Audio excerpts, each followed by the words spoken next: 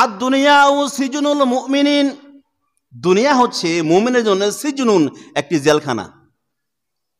জেলখানার ভিতরে খুব আরাম। আর ওয়াজান্নাতুল কাফিরিন, যারা অবাধ্যপ্রাপ্ত ব্যক্তি, তারা এই সীমিত সময়ের দুনিয়াকে পেয়ে তারা মনে করে আমরা সব পেয়েছি, তারা জান্নাত মনে করে।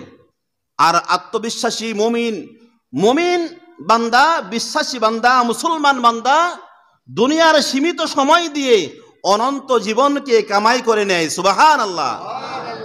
আমরা দুনিয়ার সীমিত সময় দিয়ে অনন্ত জীবনকে অর্জন করতে চাই, কি বলেন? ইনশাআল্লাহ। আল্লাহ যেন আমাদের ছোটখাটো আমলগুলি কবুল করেন, বলে আমিন। আল্লাহ তাআলা সুলতানিয়াত, রাজত্ব দান করলেন। বলতেছিলাম আল্লাহ রাব্বুল আলামিন বলেন, যারা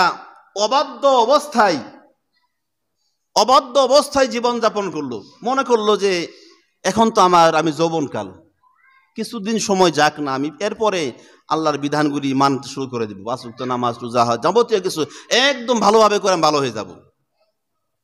যারা বার্ধক্যে উপনীত হয়ে গেছে, চিন্তা করলাম যে যাই হোক আর কিছুদিন যাক, আমি এরপরে আমি ভালো কাজ করতে শুরু করে দিব। এই যে আর কিছুদিন এই তো করে ফেলবো, এই তো শুরু করব, এই তো করতে করতে হয়তো হঠাৎ করে আমার জীবন নামক গাড়িটা যে কোনো সময় থেমে যাবে। তখন আর বলতে পারবো না এই তো, তখন হবে এই তো শেষ।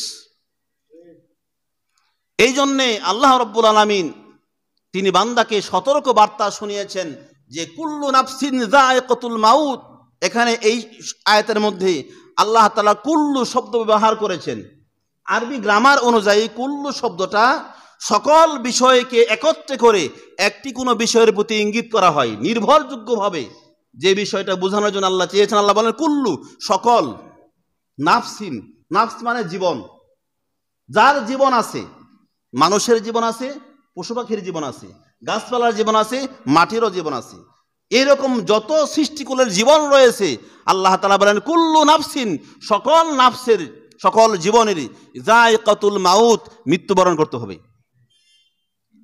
সতর্ক বার্তা আল্লাহ জানিয়ে দিলেন।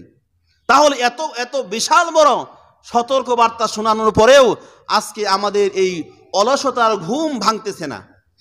আজকে জুমার দিনে ফজর নামাজে মুসল্লি খুব কম হয়, ফজর নামাজে মুসল্লি খুব কম পাওয়া যায়। আচ্ছা বলেন দেখি, জুমার নামাজ যে আল্লাহ ফরজ করেছেন, ফজর নামাজ তো সে আল্লাহ ফরজ করেছেন নাকি? জুমার নামাজ 2 রাকাত ফরজ, ফজর নামাজও 2 রাকাত ফরজ। কোন ব্যক্তি যদি ফজর নামাজ না, সকালবেলা দিনের শুরুতে ফজর নামাজ পড়ল না, ফজর নামাজ না পড়ার কারণে তার নামে একটা মামলা হয়। কার আদালতে? আল্লাহর আদালতে তার নামে একটা মামলা হয় সকালবেলায়। যেই ব্যক্তি দিনের শুরুতে একটা মামলা হয়, এরপরে হাজিরা দিবার যায়, এই লোকটা আসামি হয়ে গেল না প্রথমেই? এরপরও আমরা আশা করি আল্লাহ তুমি আমাদের মাফ করে দিও। কিন্তু আমাদের এইভাবে চলা যাবে না যে জুমার দিনে সপ্তাহে একদিন আমি হাজিরা দিলাম, সপ্তাহে একদিন হাজিরা দিলাম আর সব শেষ। না, এটা বিশ্বাসীর, আপনি হচ্ছেন বিশ্বাসী। বিশ্বাসী কাকে বলা হয়? বিশ্বাসী হচ্ছে তিনি যার কথা এবং কাজে মিল থাকে।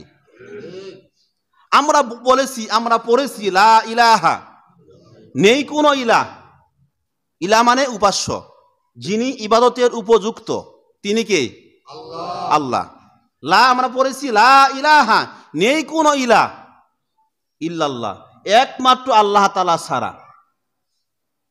আর এই কালিমা পড়লে কি হয়?